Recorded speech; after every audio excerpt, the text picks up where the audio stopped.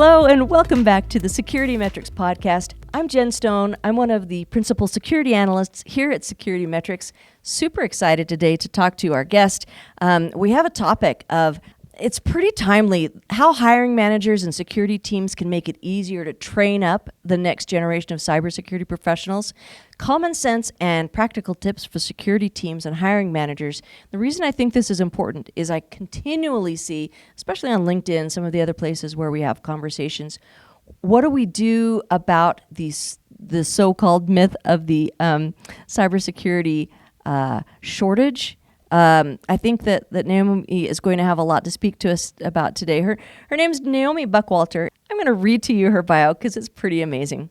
So, first of all, she has her CISSP, CISM, and holds 2 master's degrees from Villanova.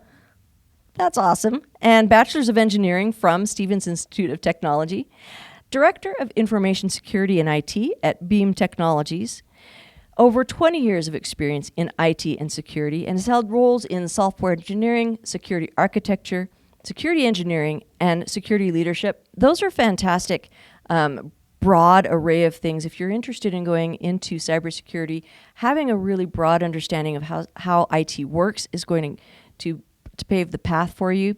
Cybersecurity career advisor and mentor for people around the world. She's passionate about helping people, particularly women, get into cybersecurity. She volunteers with the Philly Tech CISSP, a Philadelphia-based nonprofit helping women of color prepare for a career in IT and tech. In her spare time, she plays volleyball and stays active as the mother of 2 boys. And her love language is bacon, which I can totally relate to. Naomi. So delicious. Thank you for being on the show. Welcome. Did I miss anything? Did I get anything wrong? Were there any updates? I kind of stalked your Facebook. Oh my gosh. No, you got it perfectly. Actually, this is a secret, but I love bacon, but I was a vegetarian for 7 years. Oh my goodness. So apparently that didn't work out. And now I'm just like meat all the time. That's bacon is for reals the killer for me on vegetarianism. So I was, a few weeks ago, I thought, I need to get someone to come talk to me about the cybersecurity path. How do we bring more people in? What's the entry point for that? Is there really a shortage of skills, or are we just looking at it the wrong way? And I started reading some of the things that you were posting about bringing people into cybersecurity, and I thought you have a very excellent perspective on this that I would love other people to hear about. So maybe we could start with your personal journey into a cybersecurity career. What propelled you into the industry, and how has it shaped your desire to help other people come into the industry as well? Oh, I love that question. Thanks. Well, I'll just say someone gave me a chance way back in the day. I think it was when I was 27, 28. I was a software engineer at a company called Vanguard, and a great, great company. Learned a lot there. Huge, multi-trillion-dollar mutual fund giants. Right. In fact, the founder invented the mutual fund. So Jack Bogle, founder of Vanguard Group. So I started off as a software engineer there, learned IT basically from scratch. After a few years there, I took a class in hacking. And the moment I sat down and started taking this class, the heavens opened up. The angels started singing, and this was my thing. This is what I was going to do. I just had this revelation, and I was going to be in security. And so I went up to the security manager. At the time, he had a position open for a senior level application security engineer. And I said, hey, I need to be on your team. What will it take? And he said, who are you? Go away. Stop annoying me. And I did not go away. I kept asking him pretty much like every other week. So do you have an opening now? I just kept going back to him. So how about now? Eventually, he got so sick of me that he gave me a job. And that is a true story. His name is Anthony Kaneki. He's since retired. So I think he retired maybe a few years ago.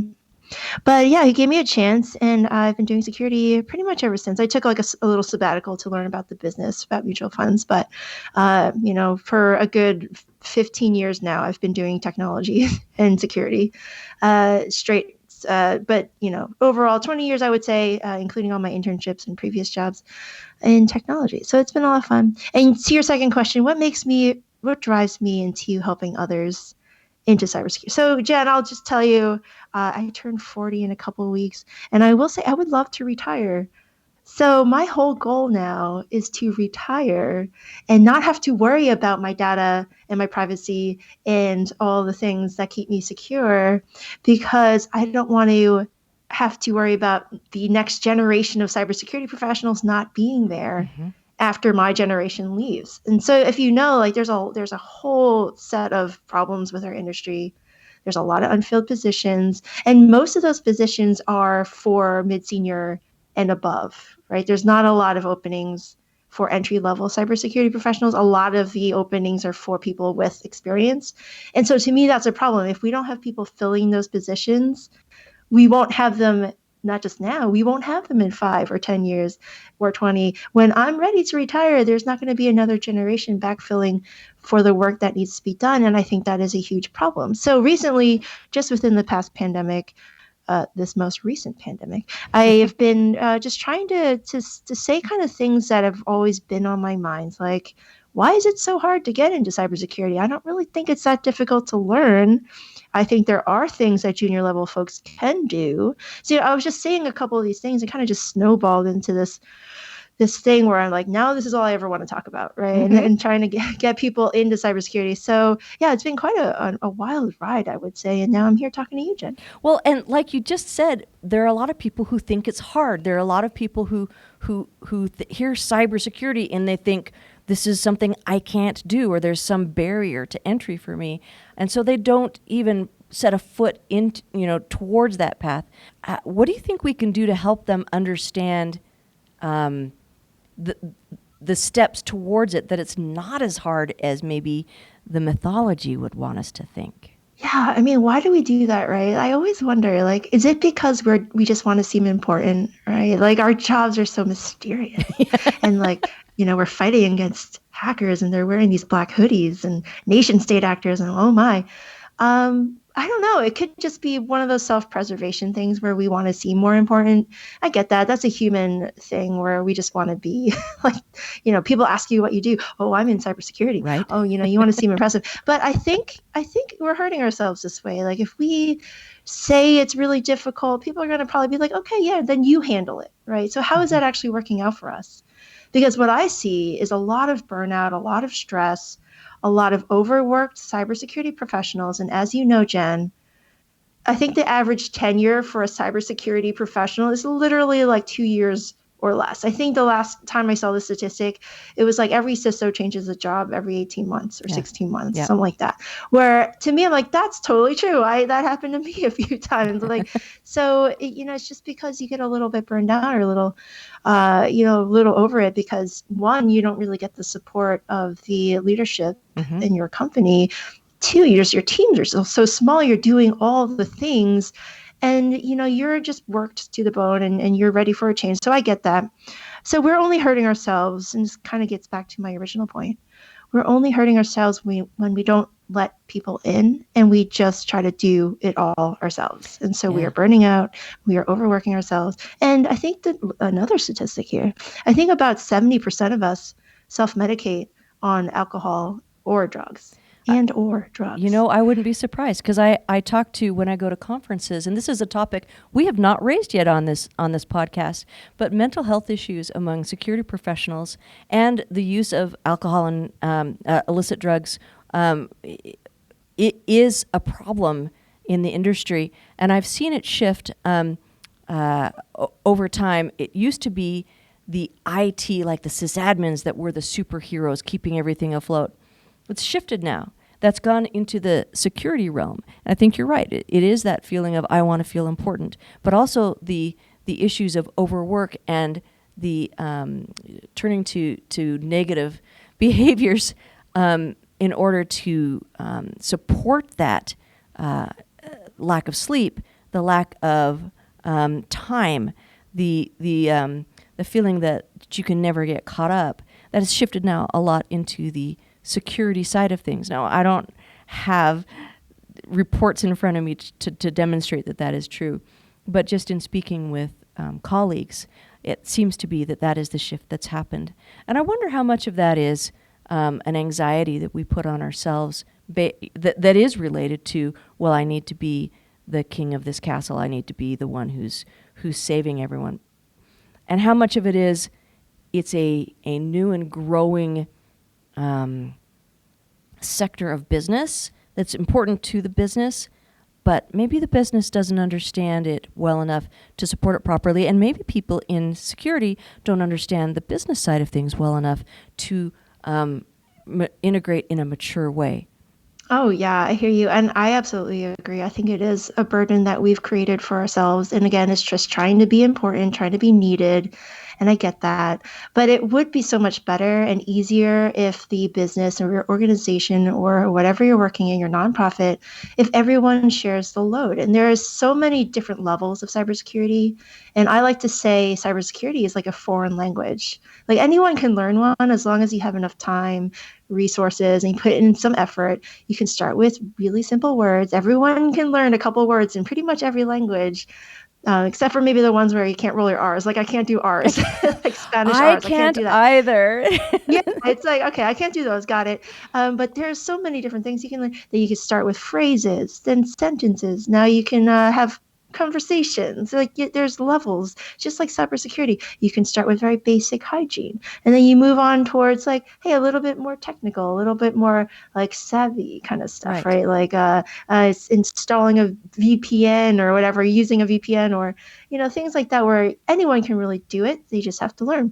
And by the time you get to IT or you're out of college and now you're working, you have already built up this language and this common understanding of cybersecurity. And imagine now, Jen, if the entire world was like that, I can see us actually winning this war on cybercrime, because yes, this is a war, but we are so disjointed. We are so disconnected from one another. We are so mistrustful of new people trying to get into cybersecurity that we are fighting a war alone. We are not together. And if you know anything about cyber criminals, like they are so coordinated, like they are so organized. And they win. They're winning. The last survey I saw, the Verizon Data Breach Report investigations, Data Breach Investigations Report. I think something like, $3.5 billion was lost to cybercrime in 2019. And then like, according to the FBI, 1,300 cybercrimes were reported every day. And again, that's just the number that were reported. Like who knows how many people don't actually report whenever their stuff is hacked. So it's real money. Like these poor people, like I know several victims who just their entire life just gets ruined for a good few months while they try to figure things out. So we are losing. And I think a lot of the reason is why, because cybersecurity professionals act as gatekeepers and we're afraid to let people in. And to me, that just makes no sense. I think it is quite easy to learn as long as you're starting small. You're not going to throw everything at them. You don't have to give all of the X number of domains, however CISSP decides on this year, how many domains you're going to have this year, 6 or 8, just choose one, guys. Like there are things that you can learn and you can continue to scale and continue to mature. And it's just like in an organization, you start small, you teach. And here's the thing, I like to teach. So as cybersecurity professionals, we are guides and mentors and teachers of what good information security looks like. And so by the time you leave or you retire or you go on to a better place, like the company that you just left should be a better place. Like you should have taught enough people where they can now do security activities without you. And that is our goal. We want to build a little army. Yeah. I love that. I've seen that in action. So some of the organizations that I work with that are doing it well, most of them have to adhere to a certain standard or a certain set of regulations.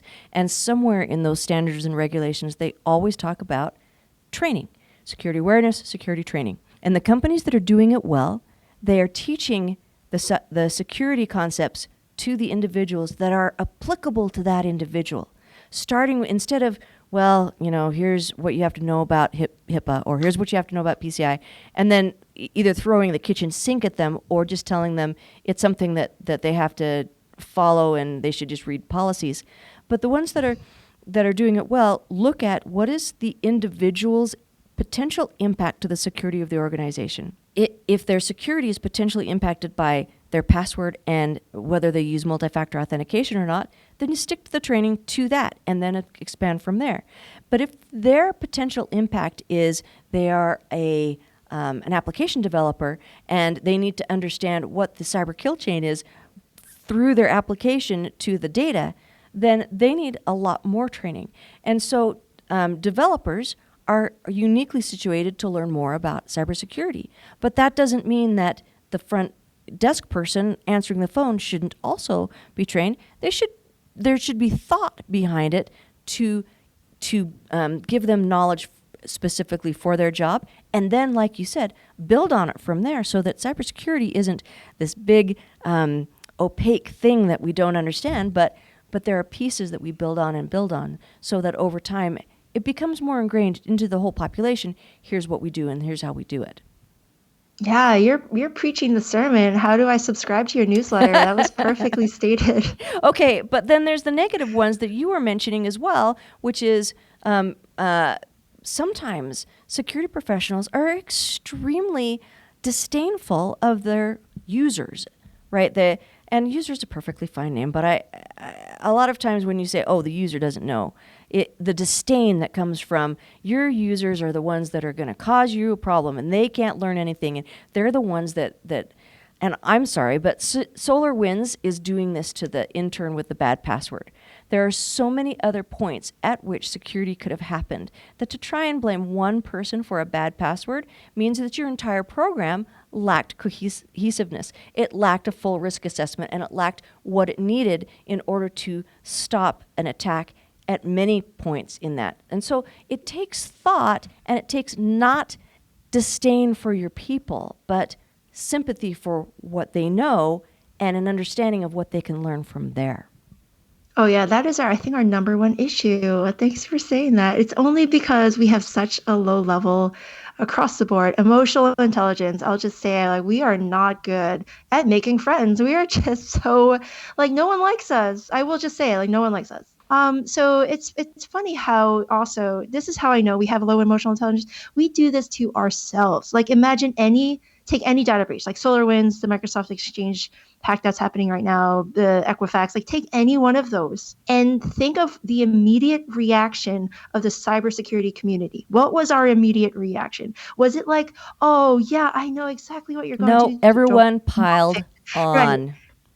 Exactly. It is a pile on a pile. Like it is a football game with the audience, who is watching also tackling. Like it is everybody on the field plus the people in the stands. So it's just a total problem that I see in the industry. We lack emotional intelligence, and it's quite obvious why we can't get the seat at the table that we're always looking for, or for the support of our executive team. It's because nobody likes us.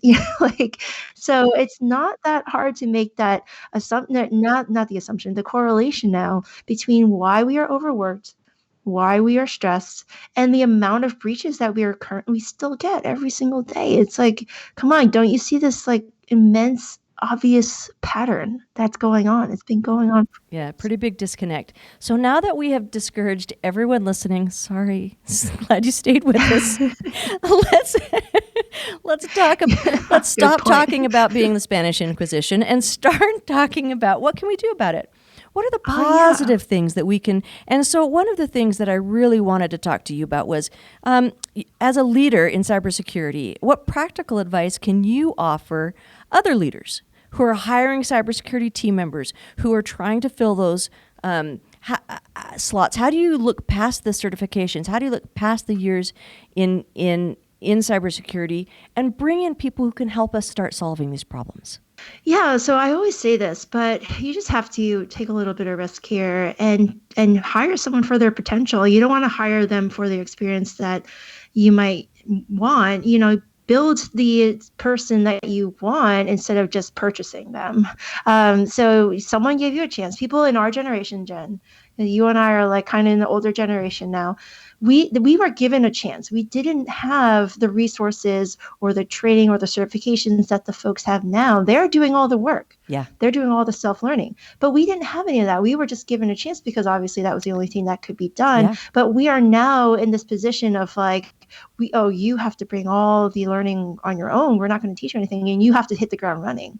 And that's very apparent when you see the number of job openings. It's all in the mid-senior to senior range, and you don't see a lot of those true entry-level positions. I did some research here, Jen. I analyzed 1,000 random LinkedIn job postings, and I saw that 43% of them, entry-level positions, require a 5-year experience or a CISSP and a college degree, like the combination of those three things. 43%.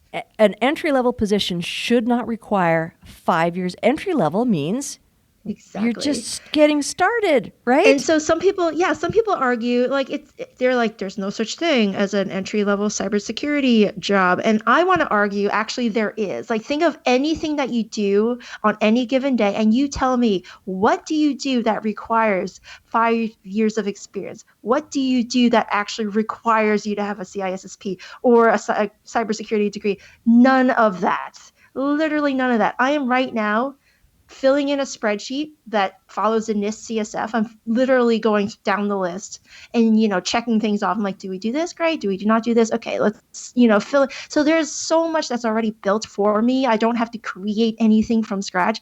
I am standing on the shoulders of giants because there are plenty of things that the community has already made through decades and decades of research and postmortems and lessons learned that we are now just using because it's already there. All the resources are there. And what I'm saying is the cybersecurity professionals of the next generation are struggling to get in, and we are only hurting ourselves. So you said practical tips. My practical tip number 1, hire someone for their potential, because you were also hired for your potential. Give them the little grunt work that you don't want to do. There's plenty of stuff like that. Asset management, filling out a security questionnaire. There's so much stuff that you don't want to do, and you would rather do strategy, right? Everyone would rather do strategy.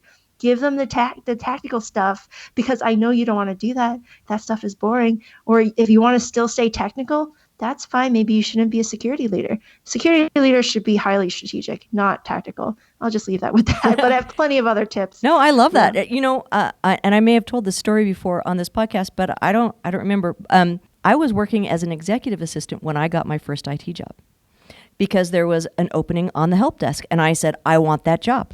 And so I went to the CEO that I was working for and said, hey, I would like this job. And he said, do you have education in this? No. Oh, do you have experience? No. He said, oh, well, we'll give you a shot. And people have said to me recently, well, that was a different time. That was back in when things were first getting started. No. Actually, it was harder to gain the knowledge that I needed to know to be functional because it wasn't readily available. You can still hire somebody who just wants to do the job. Toss them in, see how they do. Yep. Give them a little support. Give them access to information. Give them the support. And this is my next point here. Have you heard of the protege effect?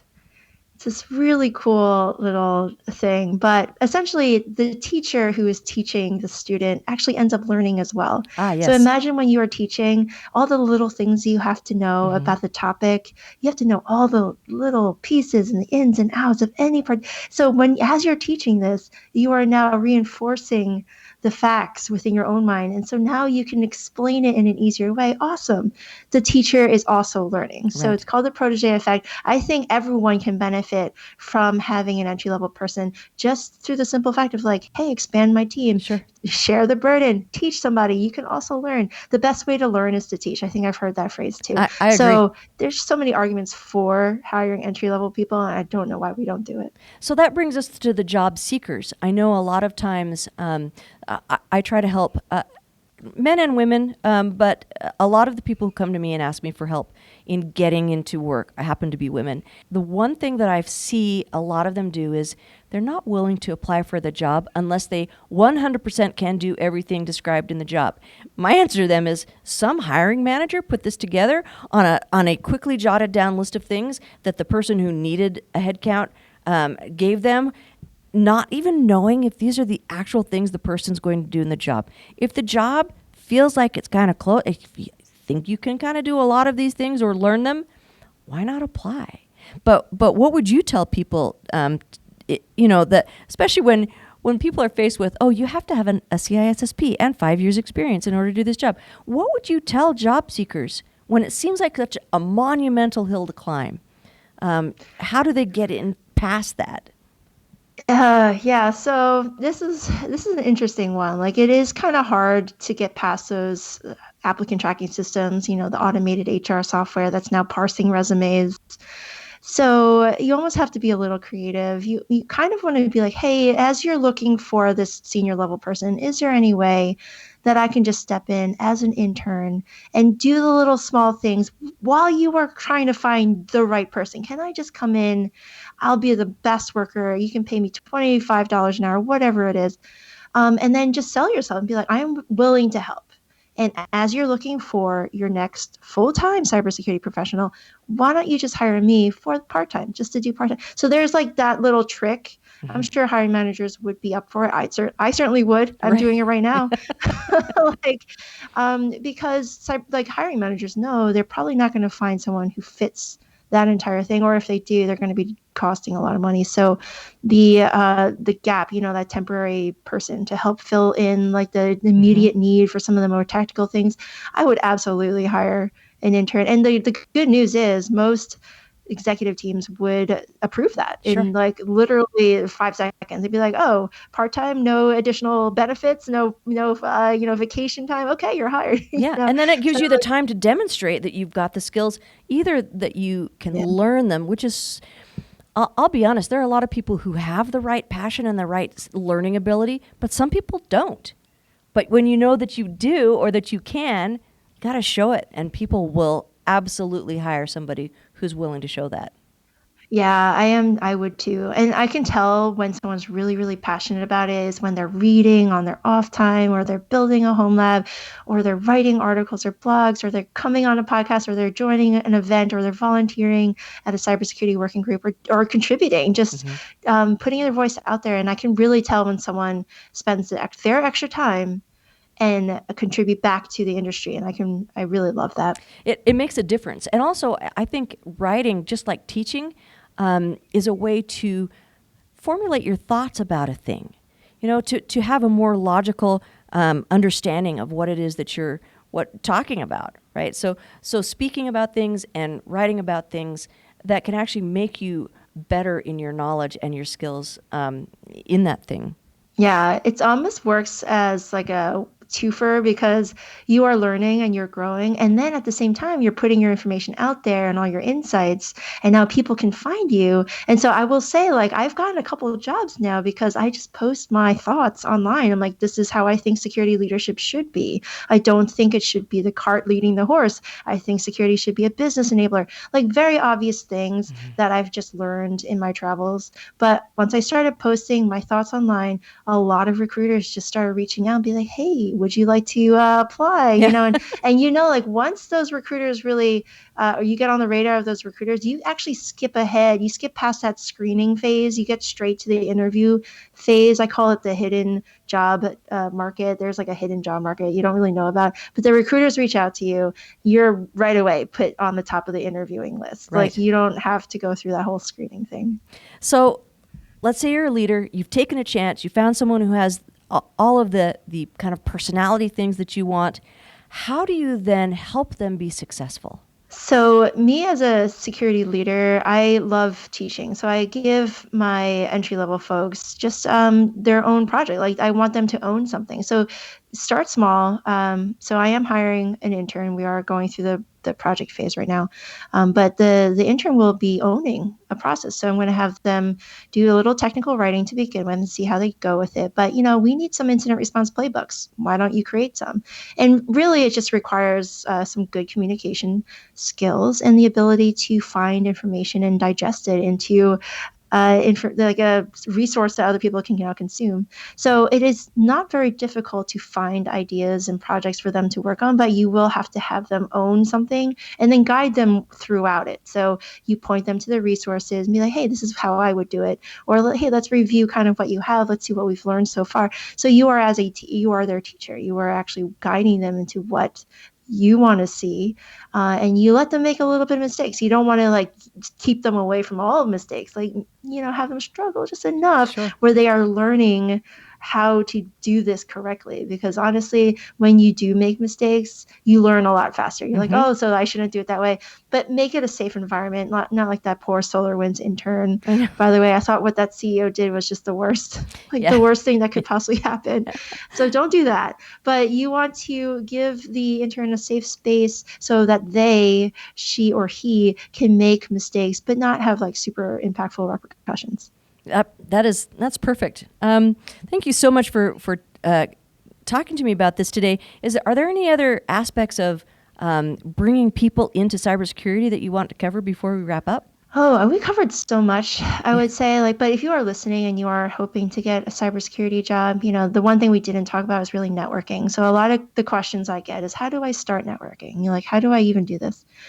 So there's like a couple of great ways within your own company. I'm assuming you have a job, but if you are in a company and you're not doing tech, you really want to get on the radar of the technical team. So this happened a couple of times, but within the company that I'm in, people are just going up to their own managers and raising their hand. There's like, hey, I don't want to be doing this anymore that I'm currently on your team. I want to join the IT team, or I want to join the security team. How can I get a conversation with the technology team or with the security team? And so what their manager will do then be like, hey, I know the manager of the security team. Her name's Naomi. Let's set you up with a meeting. And so this happens all the time, where all you have to do in your current role is just say, hey, I really don't like my job.